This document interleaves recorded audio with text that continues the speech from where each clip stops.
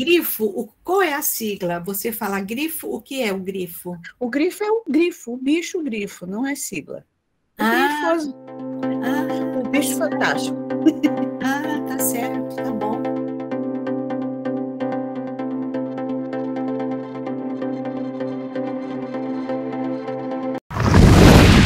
Queridos e queridas, olha só, eu já botei aqui para gravar, porque a ideia é que a partir daqui a gente vai colocar no nosso canal do YouTube as reuniões. Acho que vai ser muito enriquecedor. Eu vou apresentar rapidamente aqui o meu trabalho e recebê-los com muita alegria nessa nova leitura do Osman Lins. O grifo está no ar, digamos, eu fiz o grupo a partir de uma disciplina de poesia 2, olha só. Em janeiro era uma disciplina de férias que eu estava ministrando, em 2017. E aí a gente queria fazer um sarau poético, e uma das alunas, que é a Tássila, disse assim, por que nesse dia, então, a senhora não lança o grifo? Eu já estava com a ideia, eu já tinha um nome, mas eu não sabia direito, não tinha membros ainda. Eu digo, então aqui a gente começa e conversa. E aí a gente fez um sarau poético de lançamento do grupo de pesquisa, assim, uma coisa meio inédita também, foi legal. E a partir de lá, quando a gente sentou para a primeira reunião, eu digo, o que vocês querem? E eles disseram, queremos ler Osman Lins. Olha. E aí foi a nossa primeira leitura do Avalovara juntos. E a partir dali, o Osman Lins é sempre presente. A gente já leu juntos o Nove Novena, a gente já leu A Rainha 2 vezes, o Avalovara 3 vezes, o Marinheiro estamos indo para a segunda vez, fora os textos do Taba, sempre tenho essa linha do Osman, Darcy, sim, e também para os demais, que já conhecem, eu falo sempre nas salas de aula também, até quando eu convido para o grupo. Só que eu, como eu falei, eu abri a linha de literatura e cinema, que está ainda também começando, começando entre aspas, porque a gente já leu também Laranja Mecânica, Grande Sertão Veredas, estamos lendo, já lemos Capitã de Areia, e a gente sempre lê, assiste o filme, faz a discussão, né, no momento, é muito legal. Agora, é aquela coisa, toma tempo, né, toma bastante tempo, mas eu não abro mão desse encontro literário, assim. E aí, individualmente, cada um desenvolve. Sim. Ou não, se quiser também apenas compartilhar o momento da leitura, por que não, né? Acho que a gente se impõe muitas obrigações que deixa a gente muito cansado também ultimamente. Esvai-se o prazer da leitura, às vezes. Né? É verdade. E aí agora, como é objeto do meu pós-doc, é o marinheiro, eu disse, pessoal, é o seguinte, a gente nem terminou, assim, faltavam alguns poucos folhas para encerrar o Avalovara. Eu disse, peraí, estava todo mundo muito confuso, sem conseguir se coordenar. Eu digo, vamos começar o marinheiro, e aí a gente, ainda eu no pós-doc, porque depois vai ficar complicado, né? Vai ficar difícil. Então, hoje a gente dá início a essa leitura. Eu falei para eles, e aí, tendo você presente, meu Deus do céu, acho que foi o Osman que me mandou a Darcy de presente, minha gente. Imagina. Porque eu me sinto muito solitária às vezes. O meu supervisor, que é o Adam, ele não é um osmaniano, né? Ele estudou Osman, mas ele não é um osmaniano raiz, assim. Certo. E às vezes eu sinto a falta do diálogo. A Beth também tem as coisas dela, né? E, enfim, aprender a voar um pouco sozinha também, isso, né? mesmo, isso mesmo. Isso é muito bom. Bom, e aí, minha gente, vamos ao livro. Eu tenho aqui as 2 edições, a primeira, do Marinheiro de Primeira Viagem, que é uma viagem do Osman Lins, que ela se reporta a uma viagem de 1961, que ele fez, não apenas uma viagem, ele foi morar na França. Darcy, pelo amor de Deus, me complementa. Tranquilo. Ele foi fazer um curso de francês em Paris. E a partir dessa época que ele morou lá, ele fez essas anotações que estão em cadernetinhas, das quais eu tenho, que é o que eu estou transcrevendo também, e algumas folhas, em que ele registra passagens dessa estadia. Né? E a partir de Paris, ele viajou para uma série de outros lugares na Europa e que dão, obviamente, osmanianamente, porque tem uma ordenação com o mito órfico, né? Que é uma parte incrível da dissertação da Darcy, que é de forma circular, né? Que se dá a ordenação desses registros. E a segunda edição, que é essa aqui, que é de 1980. Nunca, quando a gente leu, eu não cheguei a perceber nenhuma divergência entre as edições publicadas. Também não. O meu livro tem uma pequena falha, que graças, de novo, a sua dissertação me salvou.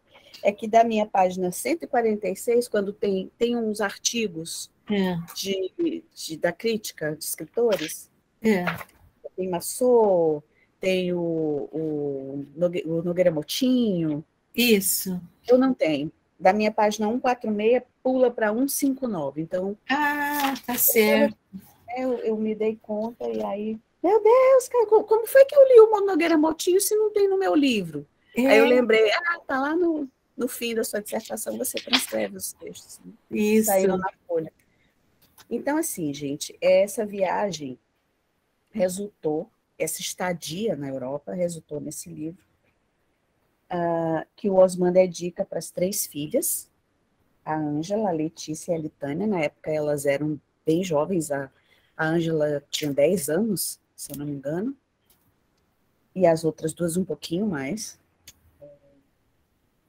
Ele morava ainda, não, ele já estava em São Paulo, se não me engano, né? Já. E ele estava também já em processo de separação da primeira esposa, né? Eu acredito que foi por aí também, porque não demorou muito, ele casou com a Julieta, que é a segunda esposa, que também é uma escritora. E muitas das informações a gente vai vendo juntos, né? Na medida que a leitura se desenrola. Mais alguma coisa que vocês queiram saber? Eu tinha pensado em fazer uma apresentação, mas eu não quero poupar de vocês o presente da descoberta. É muito mais fácil a gente descobrir as coisas hoje. Então, tenho dúvida, não sei o que é isso, pergunta, ou pesquisem, e de preferência tragam as que vocês acharam para a gente, porque é assim que a gente vai aprendendo junto. Eu não quero interferir demais, porque eu acho que é isso, Maria Araci. A gente tem que dar oportunidade das pessoas lerem também e descobrirem, né? Eu só gostaria de dizer que o Osman Lins, ele tinha um grande sonho de viver na França um período, de viver a cultura francesa. Né? Acho que talvez vocês já saibam disso. Então, era um projeto que ele tinha de vida. E ele tinha 30 e poucos anos quando ele vai como bolsista da Aliança Francesa, e ele vai passar por essa experiência, morar em Paris. Então, ele deixa o Brasil, a família e tudo mais, né? E ele vai buscar essa vivência na Europa, conhecer outros países. E então, à medida que ele passava pelos países, pelas cidades, ele foi registrando essa experiência. Né? Então, é isso que nós vamos encontrar em Marinheiro de Primeira Viagem, como a Araci acabou de colocar. Tá bom? É só isso. Agora eu pergunto para vocês. Digam aí para a gente o que vocês já leram a respeito de literatura e viagem, ou alguma narração de algum escritor. E outra coisa que eu queria ouvir de todos, bem rapidinho, não precisa falar muito não. Por que vocês leram? O que motivou principalmente a presença de vocês aqui? Eu acho que isso é legal para a gente poder saber também que ponto que eu vou levantar mais aqui. Vamos lá, Eliésio, que está vindo pela segunda vez. Então, boa tarde, gente.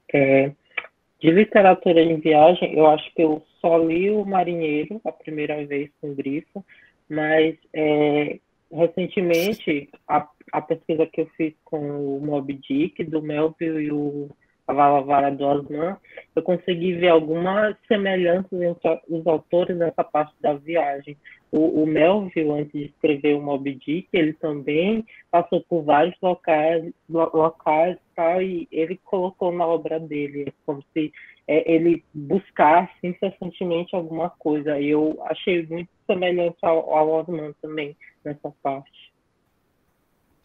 O Eliésio está todo completo aí. Tem o Melville, tem o Abel e o Osman. Sim, o Abel.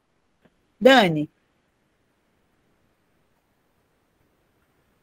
De literatura e viagem, acho que o que eu já li foi Robinson Crusoe, porque tive que trabalhar esse livro. E livro desse só me lembra desse mesmo, professora. Sim. Assim, autoral, meio autobiográfico. Uhum. Não. Não. Primeira Shaira.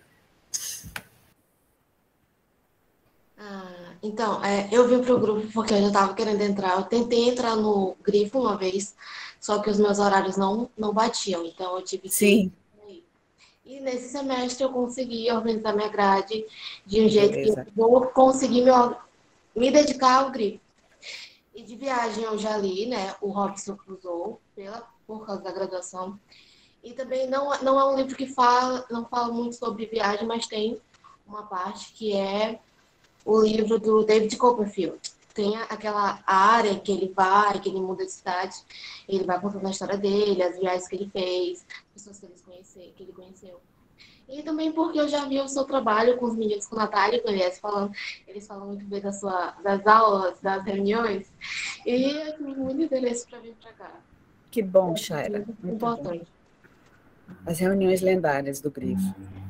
E as festas da fantasia. Nath. Eu pensei, né, que ia ser muito importante, porque como a gente vai começar a trabalhar nessa nova linha de pesquisa que abriu no Grifo, que é sobre literatura e viagem, e principalmente eu acho que vai ser muito importante para eu poder também ter uma nova perspectiva para a pesquisa mesmo, dentro de A Viagem, da Virginia Woolf, principalmente porque eu sei que o Osman, ele trabalha muito esses aspectos psicológicos, mas não tão evidentes, né? E A Viagem, ele é basicamente algo autobiográfico da Virginia, só que com todo o jeito de Virginia de ser, né? Então, eu acho que vai ser muito interessante eu ter essas duas perspectivas de um autor que eu já tinha trabalhado, e agora eu estou vendo ele dentro de uma nova linha, né? Que eu posso expandir mais, enfim, para a literatura comparada, se eu parar para pensar. Isso aí. Obrigada, Nath. Matheus saiu, ou caiu, não sei. Eu tenho um pequeno relato para fazer. Olha aqui o Matheus de volta. Matheus, você está ouvindo? Professora, Matheus? pode me ouvir? Posso. Você quer falar? Pode falar rapidinho da sua motivação. Eu vou pular, porque aqui está muito ruim a internet, eu não estou conseguindo nem escutar vocês assim direito. Você escreve e eu leio, se você quiser. Mas enquanto o Matheus escreve, eu vou colocar para vocês o seguinte. Não sei se todos vocês sabem, mas quando eu estava no meio para o fim do curso de letras, eu estava muito desesperançada, desanimada com o curso, e aí abriu a inscrição para o vestibular, e eu disse, eu vou fazer um outro curso. Essas coisas que dão assim na cabeça. Que curso eu vou fazer? Vou fazer turismo. E aí eu me inscrevi no vestibular, fiz as provas todas escondidas sim, porque minha mãe, né, não que eu fosse uma criança, não era isso, mas tipo, julgava muito mal. Você não se concentra numa coisa só, ela dizia. E aí eu cheguei com o resultado, mãe, passei em turismo, vou fazer os 2 cursos. E aí eu me lancei nessa viagem que foi de manhã fazer letras e à tarde fazer turismo na mesma universidade. E aí foi interessante porque eu tive uma vivência completamente diferente como estudante. Porque no curso de letras, o meu curso era fragmentado, eu estava sem esperança, eu não concordava com o jeito das aulas, aqui ou ali, né? E no curso de turismo, não. Só que lá, ao invés do conteúdo, eu fiz muitos amigos. mas eu não era uma administradora de turismo, né? Eu fiz um curso excelente, tinha ótimas notas, mas a formação em turismo da UFMA, pelo menos quando eu fiz, era essa, de turismólogo, né? Eu sou turismóloga ainda com especialização. Olha. E aí, eu acabei o curso de turismo, ainda fazendo letras, e não conseguia terminar letras, até que eu me matriculei numa disciplina de literatura brasileira, e que a professora não era a professora usual daquela disciplina. E ela mudou os autores. E quando ela mudou os autores, ela trouxe um autor-chave para mim, que foi Érico Veríssimo.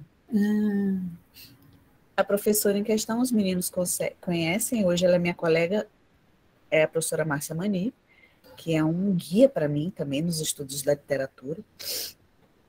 A Márcia trouxe O Prisioneiro, de Érico Veríssimo, e aquela obra fez um boom na minha cabeça. Mas como assim um escritor brasileiro escrevendo uma ficção que se passa no Vietnã? Né? Eu fiquei muito interessada. E aí, esse para minha surpresa, ela mudou o trabalho, eu já tinha adquirido O Prisioneiro, ela mudou para Incidente Antares. Só que eu já estava totalmente envolvida. Corri para a biblioteca. Tinha tudo do Érico Veríssimo na UFMA. Eu espero que ainda tenha, né? Eu acho que ainda tem. Aquela coleção de capa dura, vermelha e tal. Aí eu já achei isso aqui. Israel em Abril? O que é isso? Que nome de livro estranho. Quando eu peguei e abri, eu vi que era um livro de narração de viagem. Aí eu disse, existe isso? Escritor grande escrevendo viagem? Porque até então eu pensava que era uma coisa assim de revista Caras, sabe? De descrição de viagem, e não. Quando eu comecei a ler o Israel em Abril, que eu já estava gostando do Érico, esse gênero que eu descobri apareceu na minha cabeça. Fazia a diferença, inclusive aqui para os meninos, para não haver essa confusão, da narrativa de viagem, que é uma ficção, como a Virgínia, como a Virginia Woolf, que é o livro que a Natália está estudando comigo, e as narrativas autobiográficas de viagem. Certo? É preciso que vocês entendam bem fortemente essa diferença para não misturar as bolas, que foi a minha descoberta ali na minha graduação. A gente isso não é muito dito, aliás, eu acho que esse gênero ela é meio, né, posto meio de lado, Darcy, não sei o que você, né? Normalmente é. E isso, o Israel em Abril gerou em mim um impacto tão grande. Foram duas paixões. O Érico, que eu nunca mais parei de ler, fiz o mestrado com O Tempo e o Vento, mas a minha monografia de fim de curso de letras, há 21 anos, em 2001, exato, foi As Viagens de Érico Veríssimo, porque eu descobri que, além do Israel em Abril, ele tinha Gato Preto em Campo de Neve, A Volta do Gato Preto, México, Israel em Abril e O Solo de Clarineta, que é a autobiografia do Érico, na qual ele também narra a viagem para Portugal. Então foram 5 livros, sempre gulosa, né? 5 livros na monografia e 9 na dissertação de mestrado. E o Osman, na tese, que foi um livro, que é um livro enorme, né? Sim. Não, fantástico o percurso que você fez. E aí, quando eu cheguei, que a gente fez o Elo de 2020, aquela coisa, eu fiquei com o Osman Viajante. E ali foi o impulso. Quando eu vi que tinha o seu trabalho lindíssimo, que podia me ajudar, que tinha artigo da Sandra, que ia ser o meu tema no Elo de 2020. Eu disse, não, eu vou sondar o que tem aqui. E aí eu me vi de volta ao âmbito da literatura e viagem. De viagem. Quer dizer, por uma maneira indireta, né, por caminhos indiretos, você chegou à literatura e literatura de viagem. Exatamente. Então, assim, eu acho que está se abrindo para mim agora, na pesquisa, uma senda que já começa aqui com a Natália, que a gente vai sondar a Virgínia, E curioso é que é justamente num tempo em que a gente está preso, confinado, né? Se abriram essas possibilidades de pensar a viagem, viagens que provavelmente a gente nunca mais vai fazer do mesmo modo na vida também, né? Porque veio a vivência de uma pandemia que a gente não tem dimensão, a gente ainda está dentro dela, a dimensão total a gente não tem, mas de dar curso a esse mergulho com o Osman também agora aqui. Então, eu não vou mais me alongar muito falando, já falei demais, inclusive. Eu acho que a gente pode começar a leitura. A gente combina assim, os fragmentos não são muito grandes, mas quando vocês virem necessidade de fazer alguma intervenção ou pergunta, no meio mesmo, a gente para. Senão, a gente vai lendo fragmento por fragmento. Tá certo? Okay. É claro que eu vou convidar a Darcy para ler o primeiro fragmento. Tá ótimo ler. Vou ler, sim, com muito prazer, meninas. Então, começamos assim, o primeiro fragmento. O primeiro fragmento ou primeira narrativa, né? Talvez a palavra mais adequada seja narrativa, sabe? A gente fala fragmento porque eles são curtos, eles são detalhados e tudo mais, em assuntos, né? Mas talvez o mais adequado seja nós falarmos em narrativas, né? Então, vamos lá, a primeira narrativa. O Osman escreve assim: eis a última etapa da viagem. Tempo de sentar-se e de escrever. Penetrar nestes meses que passaram. Tentar parcialmente refazê-los. Que se evoquem hoje o desembarque em Bordeaux, num sábado de carnaval.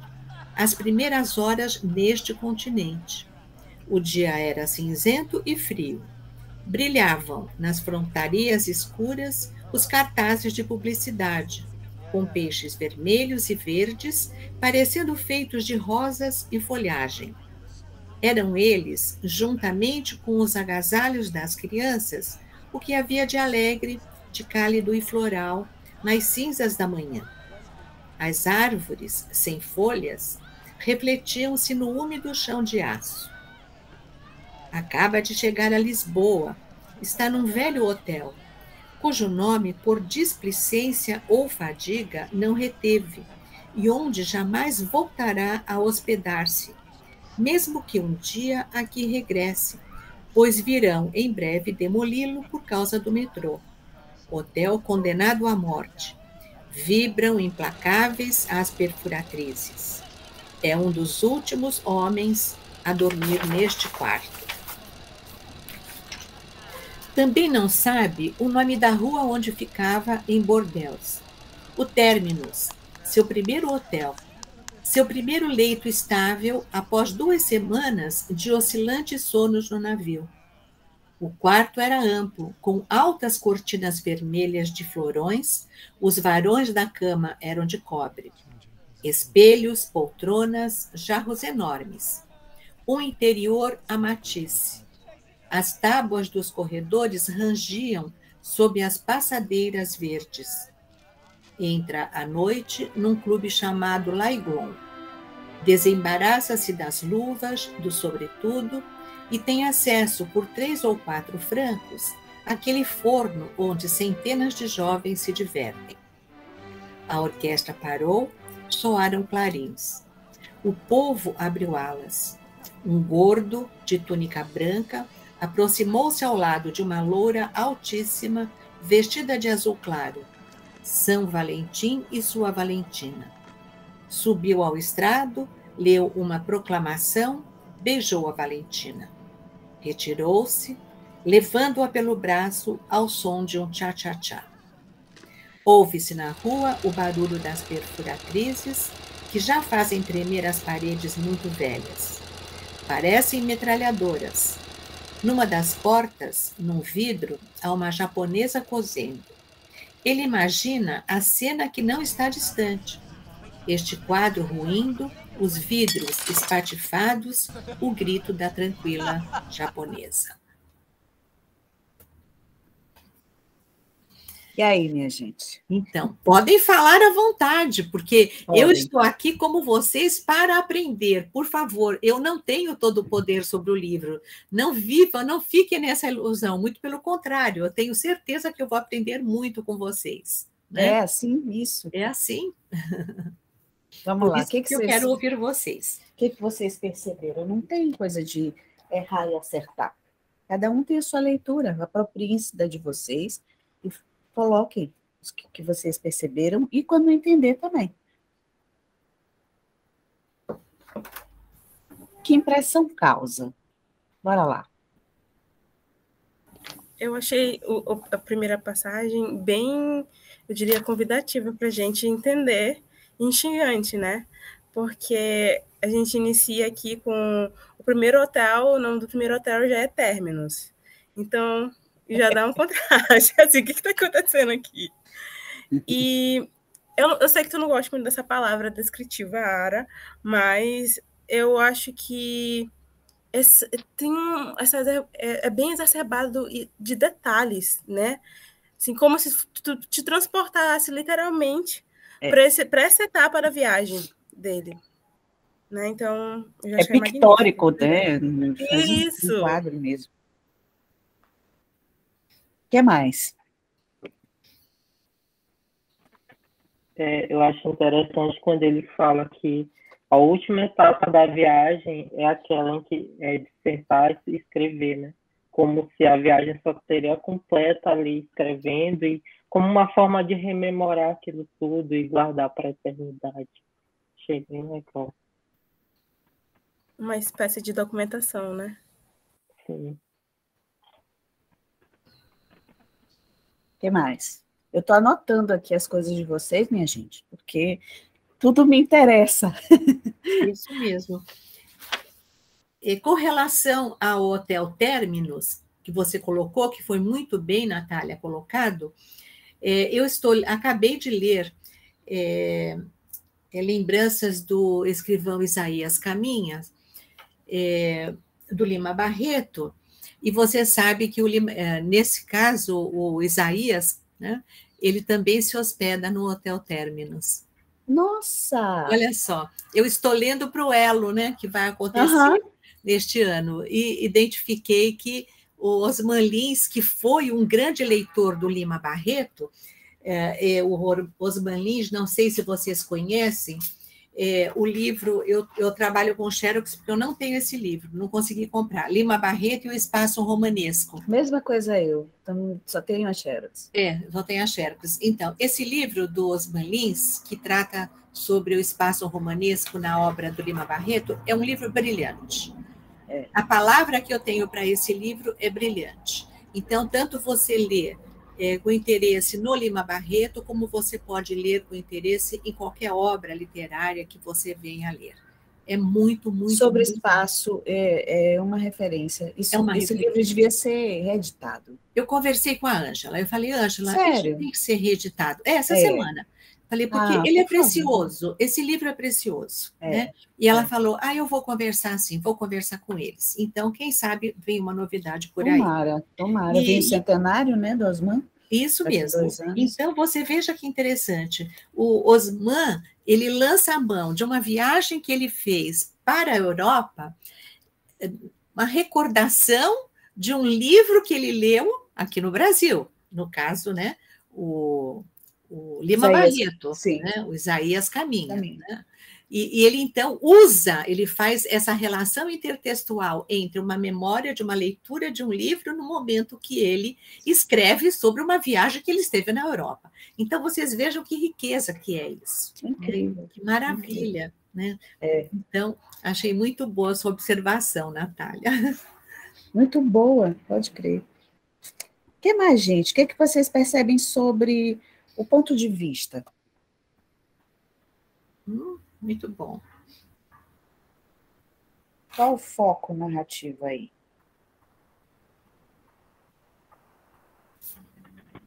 Ele narra na terceira pessoa, né? Uhum. Tipo, acaba de chegar no Unipoa.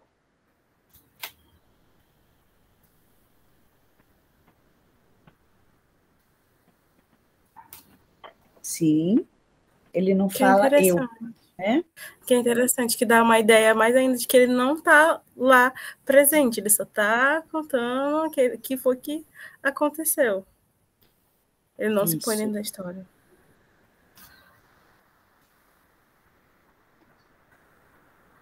Então agora faz sentido, porque eu estava procurando ele no meio da história. Por que ele está nesse hotel? O que está acontecendo? Um cara? Quem é ele? Exatamente. Eu estava tentando entender isso. É ele próprio, Daniela. Ele mesmo. Ok. Professora, nessa parte aqui, a orquestra parou, soaram clarins, o povo abriu alas, um gordo de túnica branca aproximou-se do lado de uma loura. Gente, tá, mas o foco, cadê o azul? Cadê? É quem? Me falaram tanto dele, cadê o próprio? Cadê o próprio nele, que é a personagem, cadê?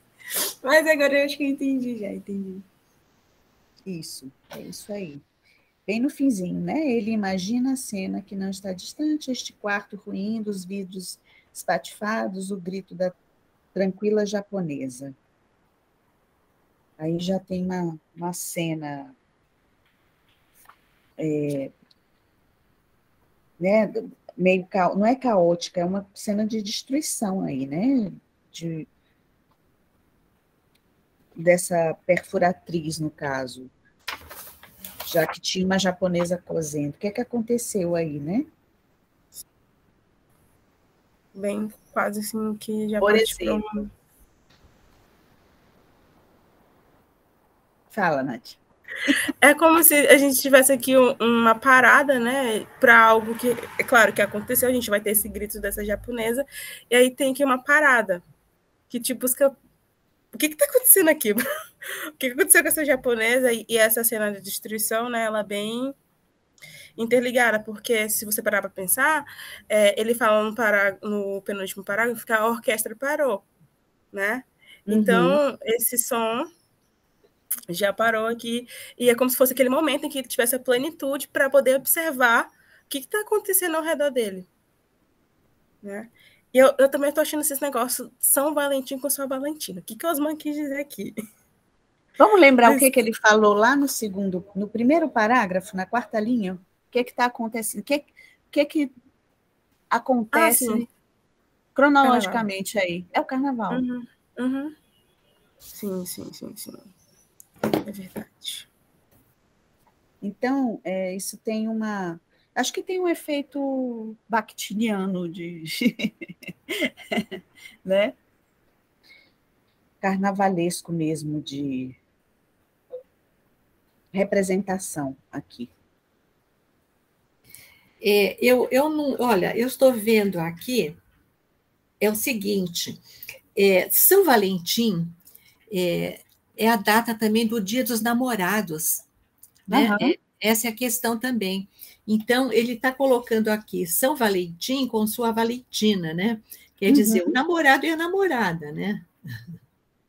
Ou seja, se a gente está na época do carnaval e ele menciona esse São Valentim, provavelmente era 14 de fevereiro. Isso, né? 14 de fevereiro. A gente já tem uma primeira data. Exatamente. Isso, né? Porque, afinal de contas, o pesquisador ele é um pouco detetive, né, gente? Total. Nós somos Sherlocks, não tem para onde correr.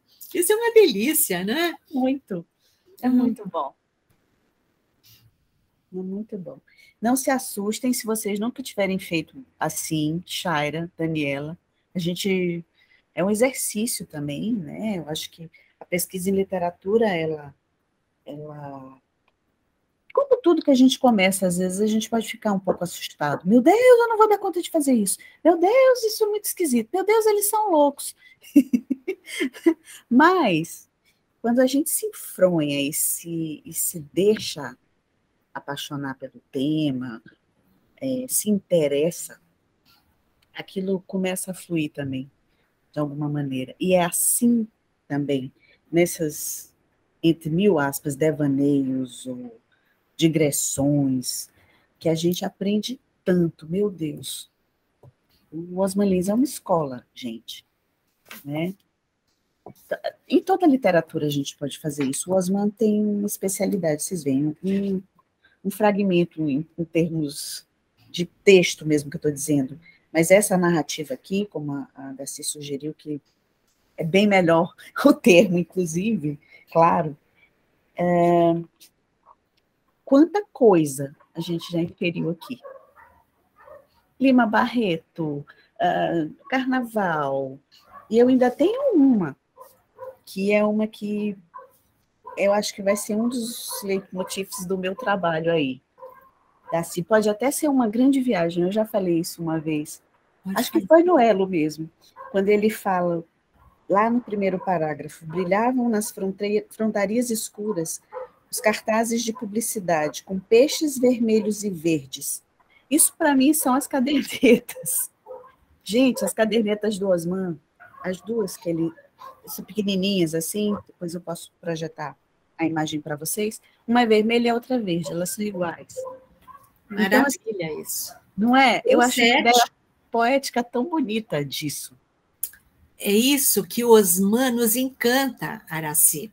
Você veja que aquilo que ele escreve, ele coloca de forma poética. Então, é nisso o que a Aracy acabou de colocar.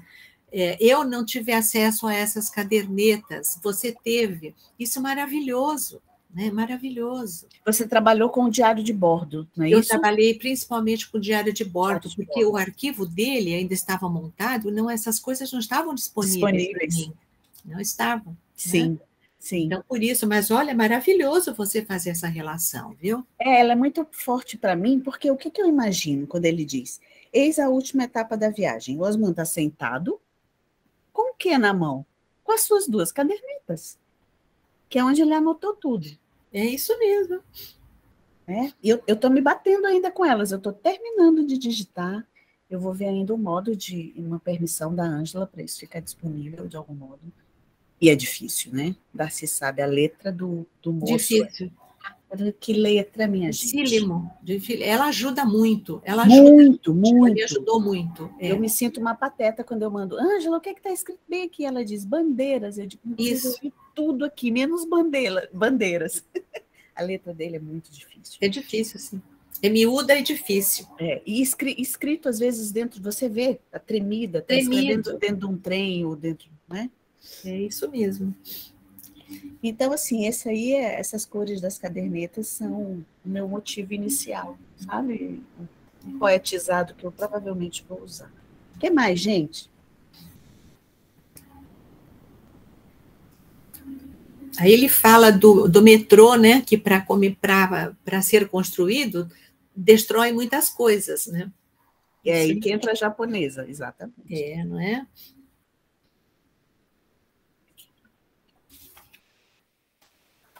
Vamos para o próximo? E também, se vocês quiserem... lembrei de uma coisa, mas está lá no outro, não tem problema, no outro pedacinho, tá? Toda hora... É osmaniana mesmo. Tinha que ser um gato. Vamos lá. Só uma coisinha. Você acha que é conveniente mostrar, por exemplo, que o último parágrafo ele ouve-se na rua o barulho das perfuratrizes. Se nós formos à página 142, nós vamos ver a continuação desse trecho. Ótimo, perfeito. Viu? Na página 142, nós vamos ter... Na narrativa que tem o título Começo? O que tem... Na página 142, não, mais abaixo, o Anti-Orfeu, apesar de que também no começo fala das perfuratrizes. Sim, certo. Né? Mas, assim, eu queria chamar a atenção para só um instantinho. O Anti-Orfeu, que é o último, né? Que é o Anti-Orfeu, é o último. Ele diz assim, olha, na última narrativa, logo ficará para trás o continente com sua carga de gente e de passado. Amanhã será um dia de sol, ainda cedo os Márcio irão sair com ele de automóvel, percorrerão Lisboa, almoçarão os três alegremente. Peixes, conversas finais, recordará o desembarque em Bordeaux, a cinza, a solidão e o frio daquela primeira manhã europeia e reais ante o companheirismo, a luz e o calor desta outra manhã, que será a última. Havia um clube chamado L'Aiglon, sentara-se arredio numa das cadeiras que rodeava o salão, ao lado de uma circunspecta matrona que viera ao baile para ficar de olho nas três filhas. Vez por outra chega uma das jovens, mamã, chérie, Manon, Massi, dava um muxoxo, desaparecia rápida entre os dançarinos. Só um instante, eu acho que não era bem aqui. Ah, não, mas nele todo, viu? Aparece, por exemplo, no segundo, na página 143, o terceiro parágrafo. Ele fala de novo, peixes, havia peixes verdes, vermelhos, né? Isso, em Bordeaux, moças dançavam com moças, rapazes, e ele vai falando aquela experiência, e mais embaixo ele fala de novo. Espera um pouquinho.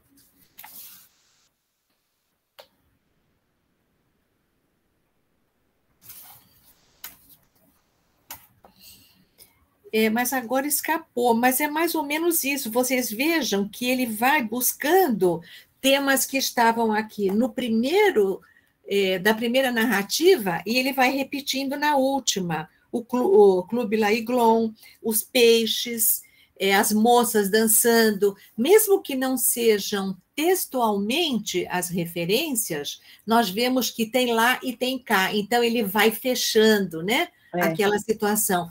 Então, dá para a gente perceber qual é a estratégia literária que ele usa para fazer essa ligação entre a primeira narrativa e a última. É espelhado, né? É um encontro. Isso, a palavra é isso, essa. Você usou a palavra correta. É espelhado. Isso mesmo. Aí, se eu estiver falando muito, vocês me falem, por favor. Eu não quero... Nunca. Imagina. Então, essa imagem, exatamente, eu nem tinha me dado conta ainda dos peixes vermelhos e verdes. Ó. Já está aqui o fechamento deles também, né? Isso Ele mesmo. Realmente, eu acho que esse movimento do espelhamento, ele fortifica também, tanto para quem começa como para quem termina, de que você está lendo uma narrativa, diferente dos livros de viagem que se empenham em falar dos lugares simplesmente. Tem diversos desses fragmentos narrativos aqui em que você não sabe nem onde ele está, né? Porque é muito mais subjetivo, né? Inclusive, o Osman disse, se você pegar o meu livro Maria de Primeira Viagem para viajar comigo, você vai se decepcionar. Porque não é exatamente essa a motivação dele.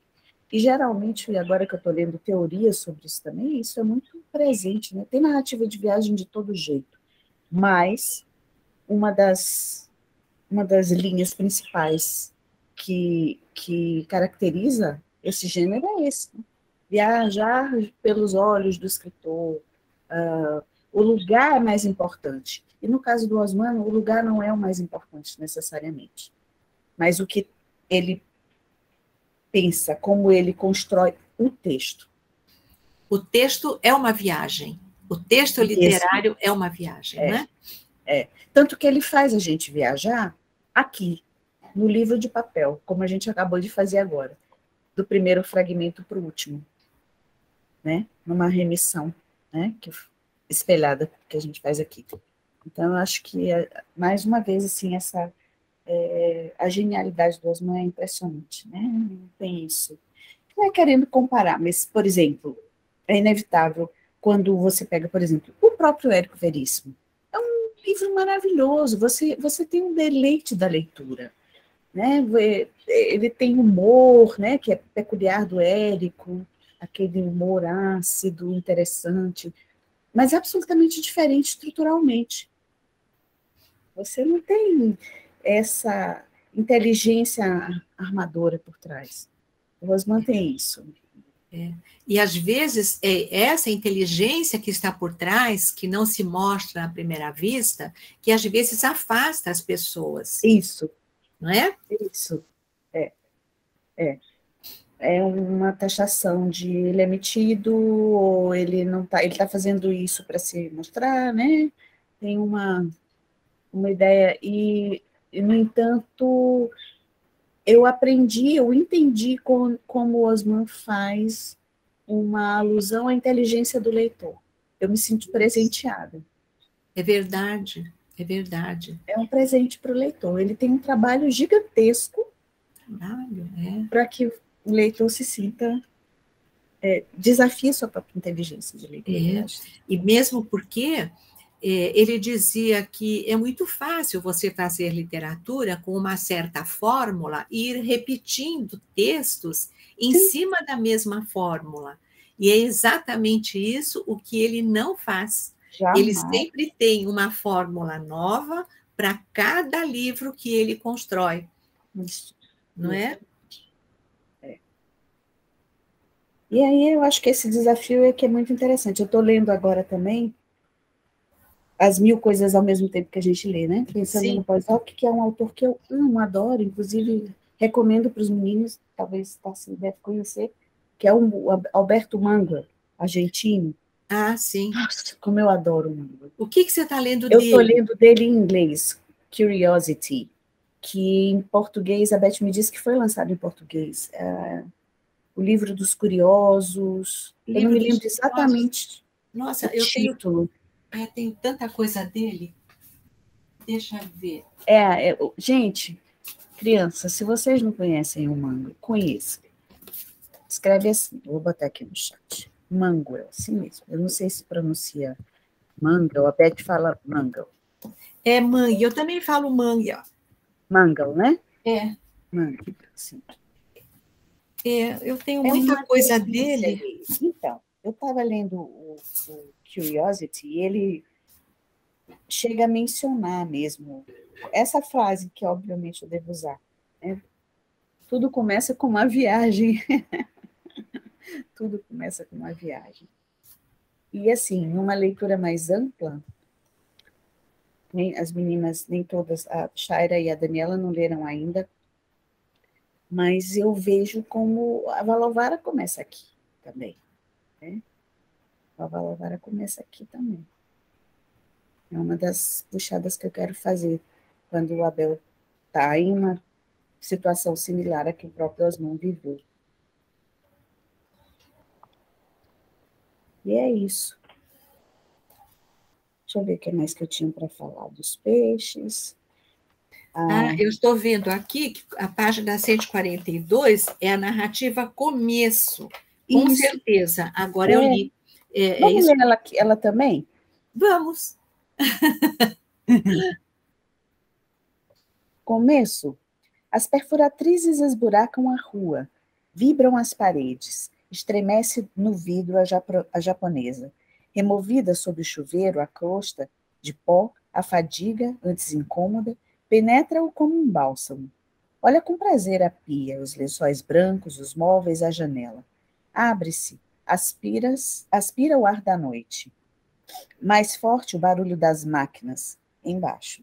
Apanha no fundo da maleta algumas folhas de papel em branco, afaga-as com as pontas dos dedos. Toma a caneta, senta-se na cama. Começa a escrever este relato.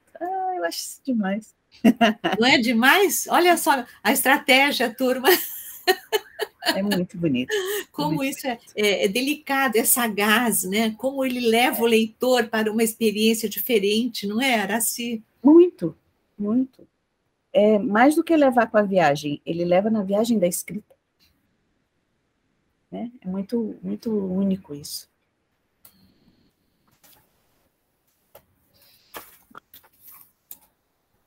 Vamos voltar lá para Tours?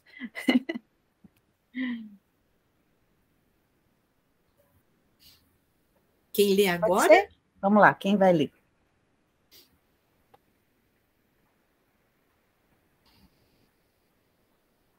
Posso ler. Vai, Ali. Tu recordarás agora a cidade de Tur, o domingo de Tur, a calma de Tur, o pavimento de pedras na cidade velha, a ponte Wilson, as ruas tortuosas. Pôs a bagagem no hotelzinho próximo à estação. É ordinário e velho. As paredes exalam um cheiro estranho. Ou será o assoalho ou o ar estagnado? Saiu. Quer visitar Saint-Gatien. Ver seus vitrais antes que o sol se ponha, pois é inverno e a noite não tarda. As duas grandes torres contra o céu azul, guardando o casario. Senta-se numa praça. François ficar e fica a contemplar-as. Num banco próximo, duas adolescentes conversam. Uns poucos pássaros piam e esvoaçam entre os ramos nus das árvores. Passam casais, esmurrando carrinhos de criança. Bate, a espaços, o portão de ferro do jardim. O sol ilumina telhado, as torres góticas, os altos das árvores. Ele se levanta, segue para a catedral.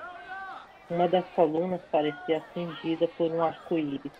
Foi isto, antes de tudo e mais do que tudo, o que viu. Este vitral que o sol colava na pedra da coluna e de que os cartazes de por Deus, pregados nas paredes sombrias, foram uma como prefiguração. Muito tempo passou, tentando fixar na memória algumas particularidades daqueles vitrais que então encantavam, dos quais nada reteve, e de cuja existência talvez chegasse a duvidar, não fosse aquela recha na coluna. E aí, minha gente? O que traz para vocês de força de imagem aí? Bom, eu vou chamar a atenção para uma das coisas que eu mais amava na arte, que são os vitrais. Né? Mas, para além dos vitrais, eu vejo como ele faz uma projeção de cores mesmo aqui, de uma forma também muito poética, né? Quando ele fala uma das colunas parecia cingida por um arco-íris. Por quê? Vocês já viram fotografias de vitrais, ou vitrais mesmo, em algumas igrejas, a incidência da luz neles? Como é que é isso? Para além de qualquer sentimento religioso, necessariamente, mas o que visualmente aquilo faz? Aquilo cria uma luminosidade comum. Ele reflete parecendo um arco-íris, né? Sim.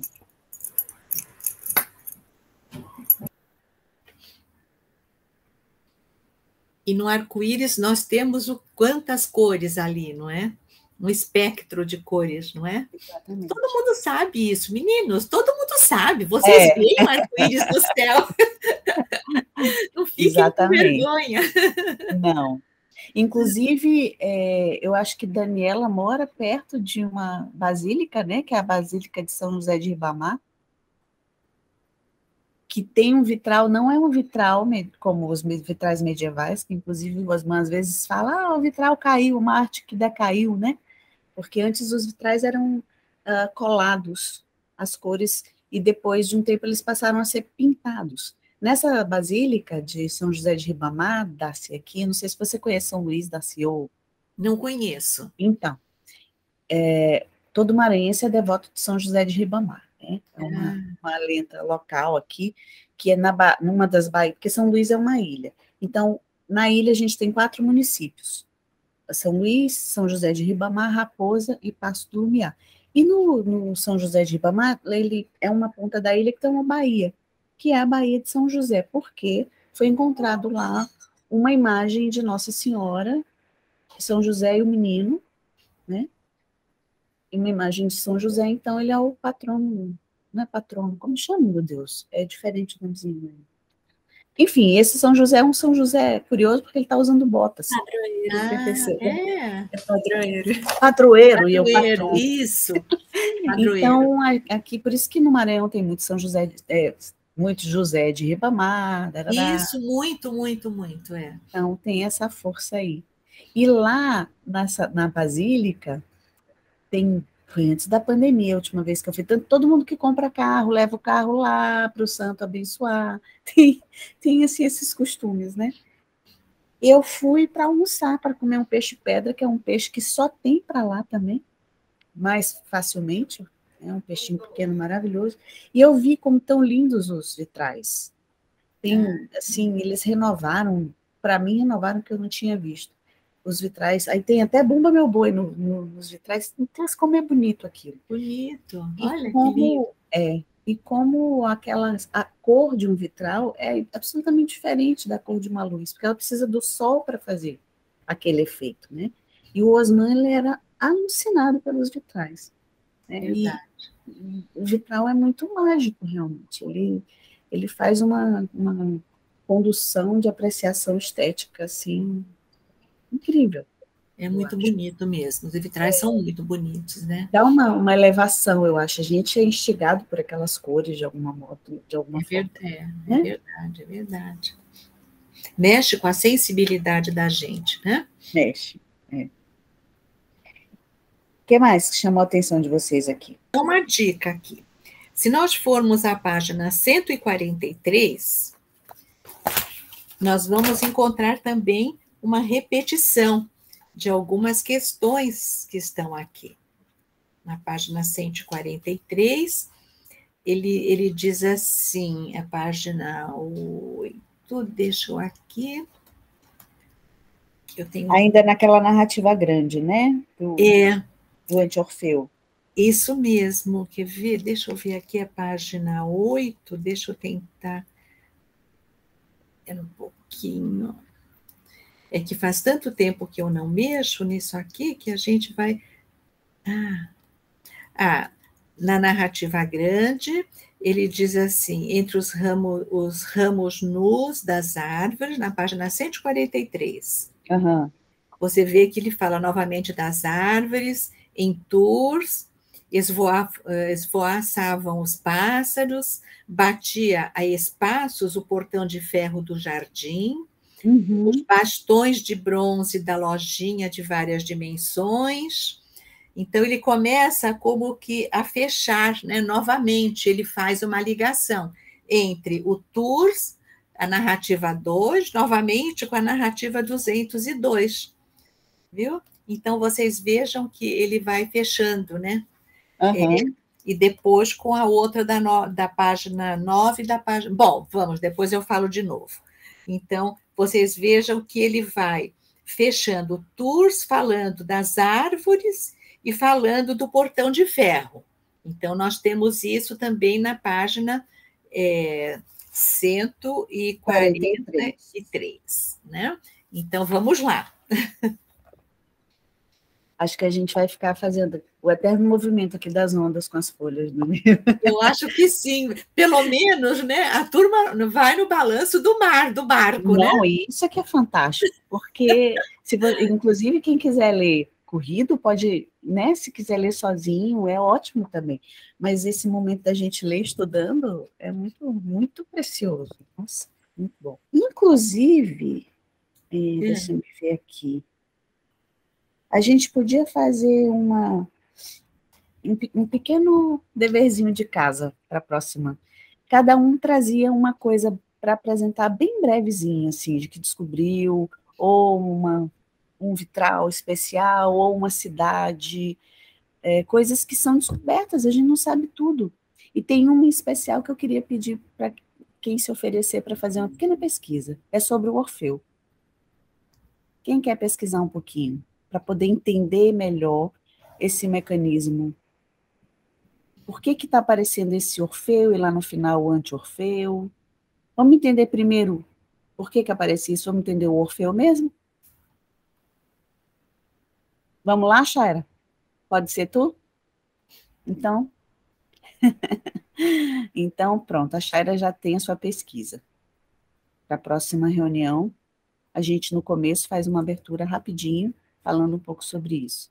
O que mais? Os outros assuntos a gente deixa, vocês escolhem. Não precisa ser profundo não, gente, coisa assim, papo, 5 minutos. Eu quero saber mais sobre esse término, eu estou encucada com isso. Então, vá lá, términos. Dani e Ali podem fazer? Querem fazer uma pesquisazinha? Dani, traz... fala, Eli. Nos vitrais de Paris e... Tá certo. Trazer um panorama. E traz também umas fotos do de São José de Ribamar. Ai, que legal. Para dar se ver.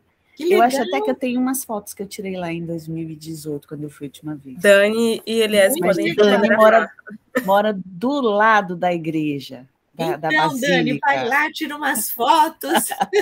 É medo de ser assaltada. Oh, meu Deus, tá assim.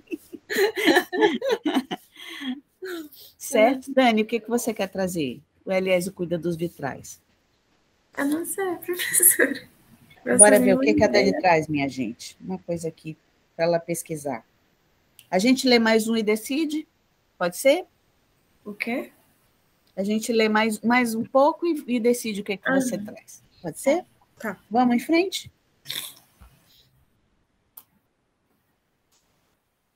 Vai, Nath. Pô, calma aí que tá um pouquinho difícil. Já chegou na parte que eu tava, porque eu tô lendo no PDF, é horrível. Oh, meu Deus. Espero que meu livro chegue logo. Shaira, quer ler? Pode ler. Então a Shaira lê, Nath, depois você lê outro. Dos sermões e de sua eficácia. E ainda que eu tivesse o dom da profecia e conhecesse todos os mistérios e toda a ciência, e tivesse toda a fé, até o ponto de transportar montanhas, se não tiver a caridade, não sou nada. Este era o tema do sermão. Que o estrangeiro, afastado do pequeno e silencioso rebanho, aglomerado nos primeiros bancos, ouvia edificado. De súbito, no auge da edificação, sentiu uma ligeira tontura e saiu para jantar. Soprava um vento gélido e insistente. Nas ruas, todas desertas e irreconhecíveis, brilhavam algumas vidraças. Escutava o rumor dos próprios passos, às vezes misteriosos, choques de talheres, abafadas vozes, nas impenetráveis salas de jantar. Menos esperava, viu-se de novo em frente à catedral. Abriu-se a terra, a capa esvoaçando ao vento e bêbado. Tal esses personagens de Dostoiévski que aparecem no meio de uma ponte, em pleno nevoeiro, e dizem uma porção de coisas imprevistas. O Clorchá avançou e pediu uma esmola. Recusou-a, e logo, lembrando-se de Paulo e da primeira epístola aos Coríntios, começou novamente a buscar o seu caminho, dizendo: nada sou, nada sou. Ao que replicava, cartesianamente, um demônio invisível: falso, tens fome e estás perdido, logo és.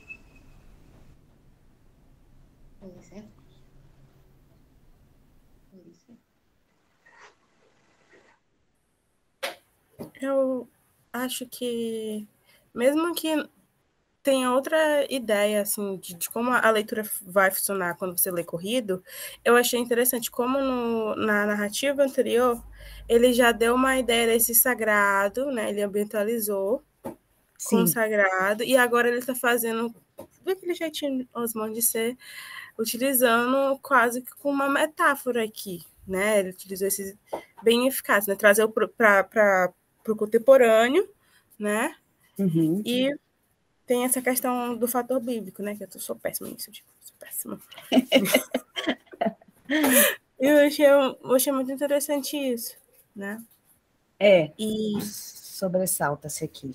Uhum. Fala, eu ia falando outra coisa. Calma aí, deixa eu ver aqui.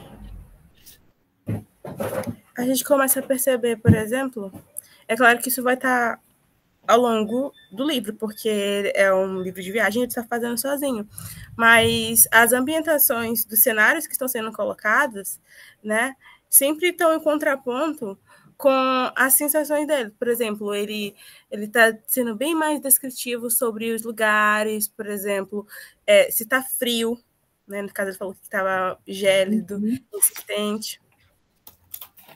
E assim como ele levantou também nesse processo de começar a observar, né, o outro fora do que ele está vivenciando naquele momento. E eu acho que é isso. Sim.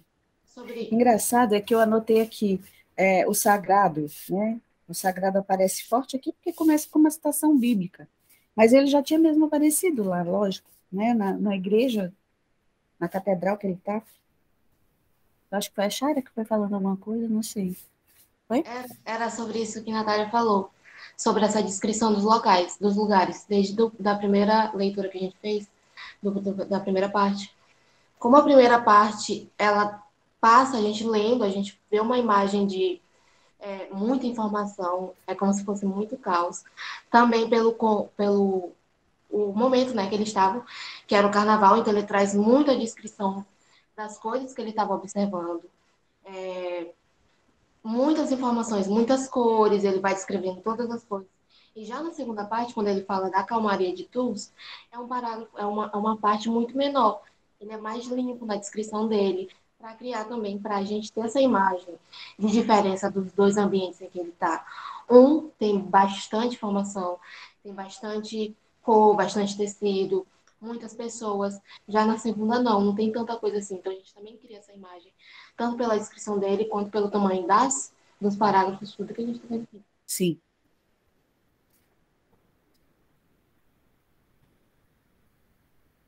E o que vocês me dizem dessa remissão bíblica aí? Essa citação? Vocês reconhecem? Ela é muito famosa porque está na música de Legião Urbana, né? Exatamente. Ficou muito popular a partir daí. E que também é Camões, né? Essa. Bem. Professora, esse sermão existe mesmo ou é que Osman está querendo fazer uma metáfora? O sermão... A primeira carta aos Coríntios, sim, existe. Não, esse ainda estivesse dando a profecia, porque a parte bíblica é outra parte, é outra coisa. Aí eu queria saber... Como é que está no que você encontrou? A versão bíblica está dizendo ainda, se eu falasse as línguas dos homens, se não tivesse amor, eu nada seria, e etc. E vai continuando essa parte que eu lembro do versículo assim. Sim. E aqui está dizendo que aqui é como eu posso dizer, é um sermão, mas não está, tipo, como está na Bíblia. Aí eu queria saber... Mas veja só, ele fala o tema, ele não faz uma transcrição, tá vendo? Este era o tema do sermão, que o estrangeiro, né, ele, afastado do pequeno silencioso rebanho, aglomerado nos primeiros bancos, ouvia edificado. E ele fecha justamente aí com o quê? Uma passagem que se refere a um mendigo, né? Não sei se vocês pegaram isso, que está em francês, clochard. Pediu uma esmola. Dá para entender pelo contexto quando fala que pediu uma esmola, né? Então, como é o nome da narrativa? Dos sermões e de sua eficácia. Um tom irônico.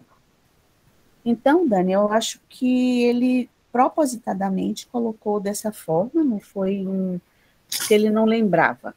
Né? Ele tipo... Ele quis brincar com as palavras? Ele, tipo,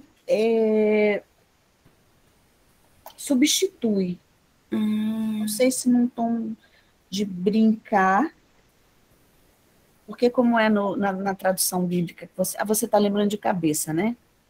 Essa coisa de falar a língua dos anjos e dos homens, realmente. Também não tenho aqui agora.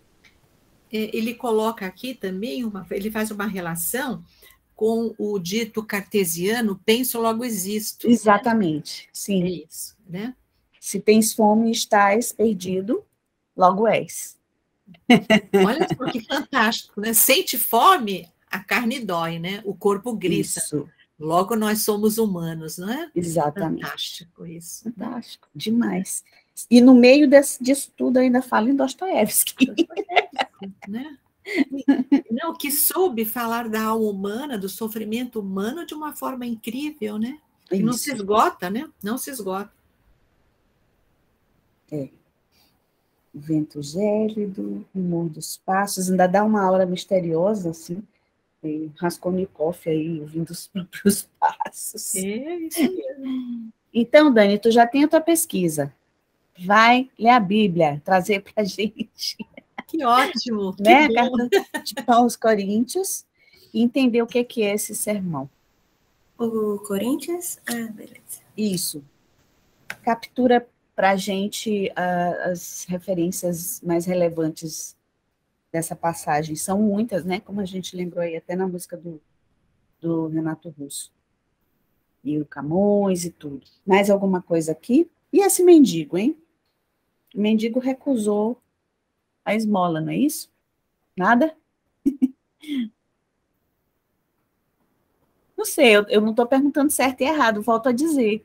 É só porque eu acho que é uma coisa importante. Eu tenho uma impressão, mas eu não vou ficar todo o tempo falando as minhas. Darcy, quem é esse mendigo?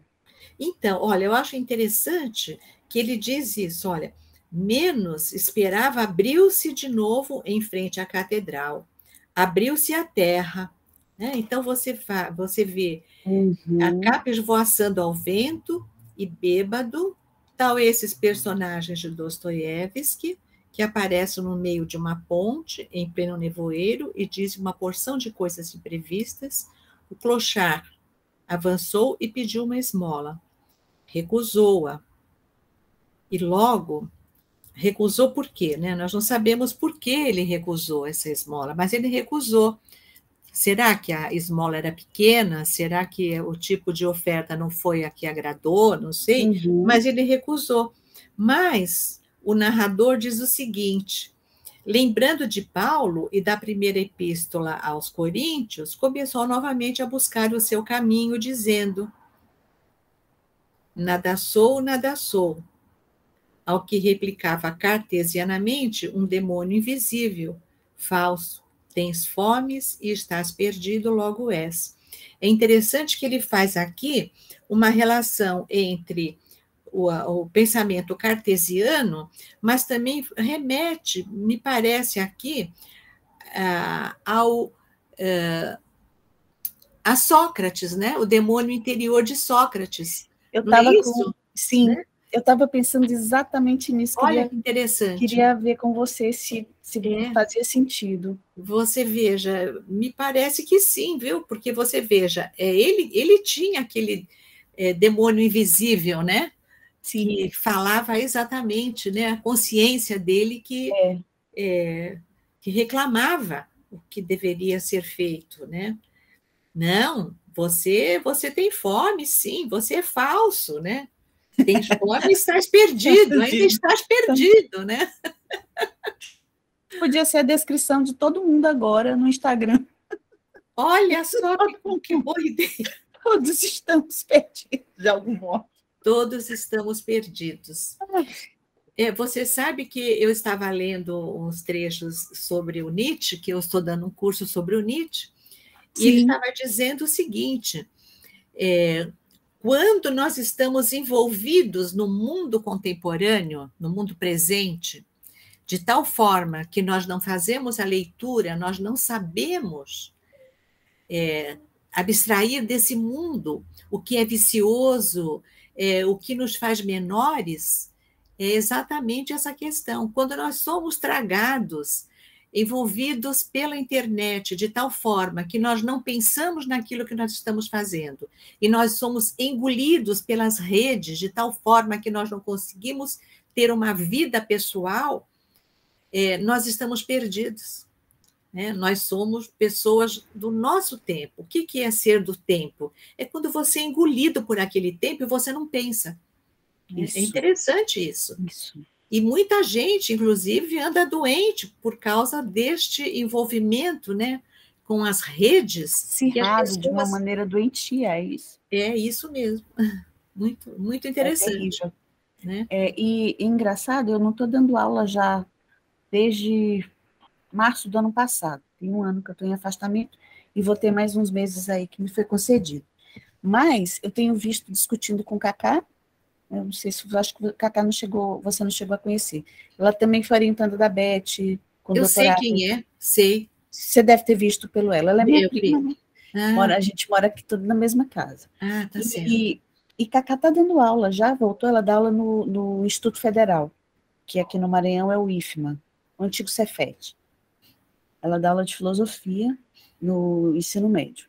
E a minha filha, Mariana, mora na Filadélfia e dá aula de biologia na graduação. E é engraçado como, às vezes a gente está conversando pelo WhatsApp ou pelo vídeo, e, assim, está dando um retrocesso enorme nos alunos, nas gerações mais novas, de não pensar. O que você está falando? As coisas assim, Mariana ontem mandou uma mensagem assim, absurda, estava revoltadíssima, que ela tinha passado um trabalho, o grupo fez o trabalho, uma aluna, na hora, não participou muito bem, parece que desfizeram o que ela tinha feito, e ela foi procurar a Mariana sozinha e disse assim, eu falei aquilo porque eu tinha que participar. Ainda assim, se acha certa. Certa, é. Por exemplo, sabe? Eu tinha que participar simplesmente, não importa se o que eu disse estava coerente ou não. De acordo, coerente, quer dizer. Ai, é assim, eu fico pensando, meu Deus, quando eu voltar? Porque né, os meninos aqui, eles já estão no curso de letras do meio para o fim, digamos. Esses que estão aqui, os 4 que estão aqui. Quem está chegando agora, né? Pois é, eu me preocupo, não é assim, não sei quem estão emburrecendo, não é isso não, é uma falta de motivação muito grande. Não, porque fica uma espécie de bloqueio. Esse movimento que nós estamos fazendo de ir e vir no texto, isso que a Aracy está procurando chamar do texto, é isso que aguça a nossa atenção. Isso. E a própria inteligência, vamos dizer, para você descobrir no texto as riquezas do texto, né, Aracy? Isso. Essa é a questão. Porque, na verdade, o trabalho de pesquisa, ele é uma conversa que você tem com o que está escrito ali o tempo todo. Isso. Então, se você se poupa de perguntar coisas para o texto, a conversa não flui. Não tem conversa. Isso mesmo. As respostas não estão prontas, e às vezes eu tenho a impressão que a leitura tem se transformado um pouco nisso, em letreiro que dão respostas. Aconteceu isso. Ali está tudo e não está. Não, isso que você está fazendo, né, de buscar no texto, é fantástico, fantástico, né? É a pergunta que joga a gente para frente, né? Isso que o Manguel fala, ele faz um livro inteiro sobre curiosidade, que eu acho que é uma das coisas. É curiosidade o nome do livro? Em inglês é curiosity, mas o de português é alguma coisa dos curiosos. Eu tenho uma história da leitura dele? Não. Deixa eu ver aqui na internet. Não. Tem a palavra curiosidade. Para uma definição do leitor ideal, não. Não, também não. Espera ainda, deixa eu ver aqui. E é interessante porque nesse livro o Manguel ele responde 17 perguntas. Deixa eu ver aqui. Será que não é notas para uma definição do leitor ideal? Uma história natural da curiosidade, é como ficou a tradução. Uma história natural da curiosidade, tá. É esse. Está aqui até na Amazon, R$ 61,90. Eu tenho alguns, mas esse dele eu não tenho. Pois é, eu tenho ele em inglês. E nesse livro ele responde a 17 perguntas. Todas assim. E ele, em relação a essas dúvidas que a gente tem, o que eu vim fazer aqui? Quem sou eu? O que é a língua? É muito interessante. E me fez pensar nisso que eu já tinha falado, de quão pouco curiosos as pessoas têm ficado, os jovens. A curiosidade tem se limitado a coisas tão banais. Sempre a gente precisa de bobagem para se divertir, para entretenimento. É isso, não tenho nada contra. Não, imagina. Mas é que isso tem sido a dominante. A dominante. Não é? Isso é preocupante também, né?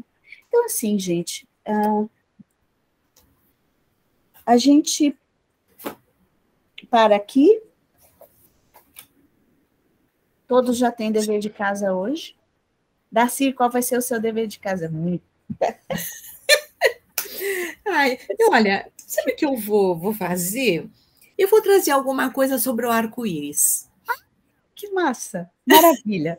E eu vou fazer, o meu dever de casa vai ser trazer para vocês algum trecho do manuscrito, dessa parte aqui que a gente leu. Não, tudo bem. Ou do que a gente vai ler em seguida.